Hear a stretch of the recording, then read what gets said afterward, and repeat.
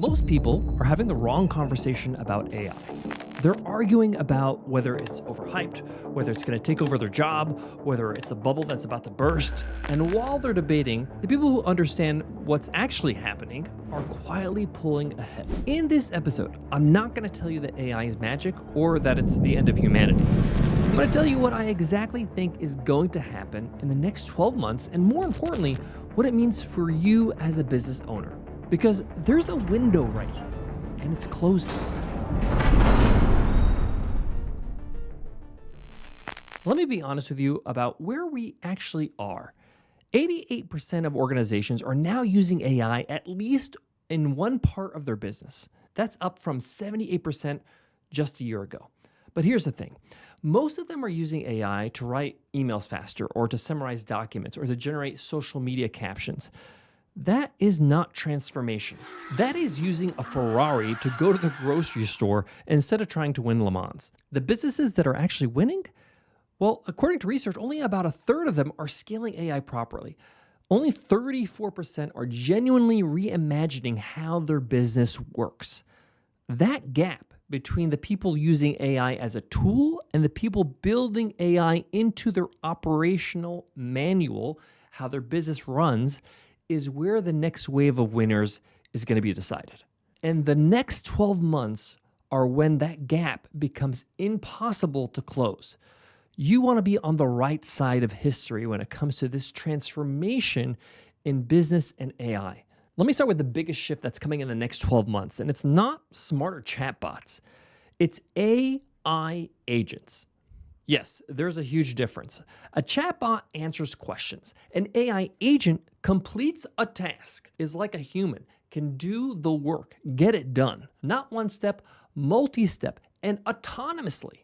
Think about what that means in practice. And you probably maybe already experienced this. If you ever use Claude Cowork, you'll start to see the power of AI in this facility. It autonomously takes care of many things at one time. It literally replaces you in your seat in the computer and completes several tasks at once. If you let it, it'll book flights, it'll book hotels, it will create a website for you, and that's just the beginning. To simplify this, an agent doesn't just draft a follow-up email. It reads your CRM system, identifies which leads haven't been contacted in 30 days. It drafts personalized emails for each one, schedules them at the optimal time, and updates your pipeline. It does the whole thing without you touching it. An agent doesn't just answer customer support questions. It reads the customer's order history. It identifies the issue. It checks your return policy. It starts processing the refund if needed, and sends the confirmation to the customer, all while you sleep. IBM just called 2026 the year of multi-agent systems and the move from the lab into real business operations. And PwC have found that agents can already handle roughly half the tasks that people currently do in a typical workday. Half. Now, are agents perfect? No, they're not. They still make mistakes. And they're not ready to run your entire business unsupervised. But guess what? Humans make mistakes, a ton of them.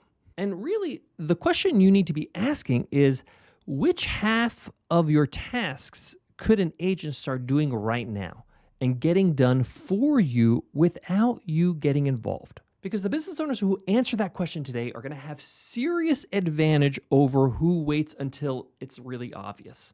And listen, the real deciding factor, in my opinion, is, are you going to trust it? Are you going to let go and not micromanage AI? Because most of us are micromanaging AI right now. We're just kind of giving it tasks, we're giving it prompts, we're getting some information, we're going to use that information for ourselves, and we're not really ready to let go and allow it to just take care of full tasks on its own. But that's where it's heading. This is why I believe in 2026, a lot of companies, big and small, are going to start using agents for many of the positions in their company. In fact, big tech has laid off over 45,000 people in just the first 3 months of 2026 because of the adoption of agents. Now, for us business owners, here's the most exciting thing that's happening right now that almost nobody's talking about. AI is eliminating the advantage that big companies have and have always had over small ones. Think about what large corporations have had that small corporations have not: manpower, a marketing department, a legal team, a data analytics team, a customer service operation running 24 hours a day, 7 days a week, 365, a content team producing material every single week. AI is now giving one person access to all of that right now. This is happening now, not in the future. And you can realistically have a team of agents for a few $100s a month. Literally, the solopreneur who learns to leverage AI tools right now can compete directly with teams that are 10 times their size. Now, not all businesses are going to be able to take full advantage of this. Some businesses are going to require more human input than just technical input or agent input. But generally, it's going to superpower most small businesses in ways we've never seen before. For example, the small marketing agency that builds AI into their workflow can take on more clients without hiring more people. The freelancer who uses AI to offload all their admin so they can just focus on their craft is going to be winning contracts left and right. This is genuinely new. This is a genuine shift in the workforce. And to be honest, many people are just not ready. And those who are going to adopt this now, not later, are the ones that are going to win in the long term. We've never seen technology that so directly levels the playing field between big and small. If you're a small business owner and you're not actively building AI into your operation, you are choosing to stay at a disadvantage that no longer needs to exist. You are making it harder on yourself. We're going to get into productivity and all that jazz, but I know some of you are thinking right now, Omar, this sounds great, but I don't know much about AI. How do I learn how to use AI? How do I know how to use Claude Cowork, for example? Stop it. Just stop it right now. Download any of the free apps. You can download ChatGPT, you can download Claude, and ask AI how to use AI. Use AI so that you can learn how to use AI. And it's literally, if you know how to type and if you know how to write in any language, by the way, or dictate and speak in any language, you can learn anything through these tools. The honest truth is that the only thing that's limiting you is you not thinking big enough and not being creative with how to use this technology. Let me give you a number that should stop you in your tracks. Worker access to AI rose 50% in 2025. 50% in a single year. That's how fast things are moving. And the companies that are actually embedding AI into how their people work are reporting massive productivity gains and twice the transformation and the impact they're making on their clients. Twice. What that means in practice is that a person using AI effectively is not just slightly more productive. They're doing the work of multiple people. For example, a developer using AI coding tools is shipping features in hours that used to take days. I know this firsthand. I built a software company myself for 10 years. I did a full episode on this, by the way, recently about can you build a software in 7 days using AI? And you should check it out because it's mind-blowing. GitHub, which is a code repository company, tracked 25% year-over-year increase in code commits in 2025. 1 billion commits in a single year. A commit is like you shipping out code. A marketer using AI isn't running one email campaign a week. They're running 10. A consultant using AI for research isn't spending 3 days building a report. They're delivering it the same day, closing the deal. Now imagine your competitor has this person on their team and not you. Or worse, imagine your competitor is that person, running lean, moving fast, and outpricing you on every deal because they have the margins to do so. That's not hypothetical. That is happening right now. The productivity gap between AI native businesses and everyone else is already significant. In 12 months, it's going to be a chasm. Hey, if you're finding this episode to be practical and useful and is getting you to think a little bit bigger, then you want to make sure to subscribe to the show because we're putting in the final touches on an episode that we've been working on where we sat down with financial expert Ramit Sethi. And we talk about a lot of things. And most of all, what does it mean to build wealth through a business? What do you need to do? What are some of the traits you need to have and how he did that, how he built his own wealth through building a business. Ramit is an incredible author and speaker and entrepreneur. He's got a Netflix show, if you don't know. He has a New York Times bestselling book, actually 2 of them. So hit subscribe so you don't miss that episode when it comes out. It's time to address the elephant in the room. And we talked about layoffs. And here's the question. Is AI going to take jobs? Yes and no. And it's more complicated than either answer. Here's the honest picture. In a McKinsey survey of nearly 2,000 organizations, 32% expect AI to reduce their workforce in the coming year. We've already seen the layoffs happen. 43% expect no change. 13% actually expect to grow their teams. The full picture is more nuanced. Listen, AI is not replacing everyone. What's really happening is that tasks are being automated, but roles are being redefined. Entirely new roles are emerging right now. This happens every time new technology comes out. For example, this thing I'm doing, podcasting, didn't exist 20 years ago. There's going to be jobs that their entire job is to oversee, direct, and improve AI systems. The skills that will matter the most in the next 12 months are not the ones that AI can replace. We're talking about judgment. We're talking about relationships. We're talking about strategic thinking. The ability to direct AI towards the right problems. The people who will struggle are not the ones who are in creative roles. They're the ones that are going to refuse to learn how to work with AI. That's the bottom line. Because their role isn't being eliminated, it's being filled by someone who will use AI. Now, I also see another challenge happening in the next 12 months, and that's the death of the generalist. This is the change most people aren't talking about, and it's the one that will hit the hardest. For decades, businesses have relied on a layer of generalists, middle-level workers, people who compile reports, people who summarize research, people who manage scheduling and coordination, people who handle tier one customer queries, people who produce first drafts.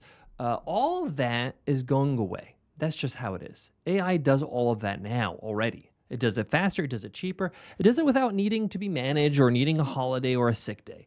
What this means for businesses like you and I is that the structure is flattening. You don't need a 5-person layer between the strategy and the execution anymore. You need great thinkers at the top, great operators at the ground level, and AI filling in the middle. The business that used to need 12 people to operate can now run the same output with 6, 5, maybe even 4 if they build the proper AI layer that they need. That is a profound structural advantage and actually a huge advantage when it comes to profit margins. So, what should you do about this? Okay, where does this leave you? This is how I think about the next 12 months with my business. Step 1, audit your repetitive tasks. Go through your week. Every task you do that follows a pattern, drafting, summarizing, scheduling, responding, reporting, write it down. That list is your automation roadmap. Step 2, pick the highest value item, the item that actually makes you money in your business, and automate it first. Not everything at once. One thing, get it working, then move on to the next thing. Small wins compound fast. Step 3, think about where your human edge lives. What do you do that AI genuinely just can't? That's your most valuable real estate. It could be coming up with topics for your content. It could be creative strategy. It could be client relationships. It could be high stakes decisions. It could be reading the room in a negotiation. Maybe it's your sales skills. Double down there. Let AI do everything else. Step 4, move fast. The window is open right now, but it won't be open forever. The businesses that wait another year are going to be playing catch up. People that don't have the 12 months of iteration and learning and compounding that they got from implementing this right now. Speed matters so much in business, and it matters a lot more than perfection. Here's what I really think. AI is not going to replace you and I, us business owners, creatives, people that are producing value in the marketplace. But someone using AI better than you will. That's the real threat. Not a robot, a person. Another business owner, a competitor, someone who woke up early and learned fast and built their AI layer. And while you're still debating whether it's worth it, they're eating your lunch. Now, I just want to take one moment to push back on myself for a second, because I believe in giving you the full picture. Is everything perfect about AI? No. Agents still make mistakes. Some tools are overhyped and they underdeliver. The AI bubble in the stock market almost certainly has some air in it, is not exactly what it seems. And there are real ethical questions that businesses are going to have to answer about how they use this technology responsibly. But here's what's not speculative. The productivity gains are real. The cost reductions are real. The competitive advantage for early movers is real. You don't need to bet on every single trend that comes out. You just need to be the person that doesn't dismiss all of it altogether. Before I go, I want to leave you with this. The next 12 months are a fork in the road. One path is where you treat AI as a nice to have, as a tool, as maybe something that you use occasionally. The other path is where you treat AI as an operating system for your business, as a partner, as an actual worker. And down that path, 12 months later, you will be leaner, faster, and more profitable as a business. More profitable than your competitors that are scrambling to catch up. Yes, the window is open right now, but it won't be open forever. So I'm encouraging you to move now. If this episode challenged you to think a little bit bigger, a little bit wider, then you should check out a previous episode that we published that I think you're going to love. It's called The Real Reason CEOs Hate Remote Work and Want Everyone Back in the Office, and Why I'm Doing the Same. Yep, we just got the keys to our studio office here in Sydney, Australia, and we're looking forward to building our team here. If you want to hear more about that, go ahead and check out that episode. Thanks for listening, and I'll see you in the next one.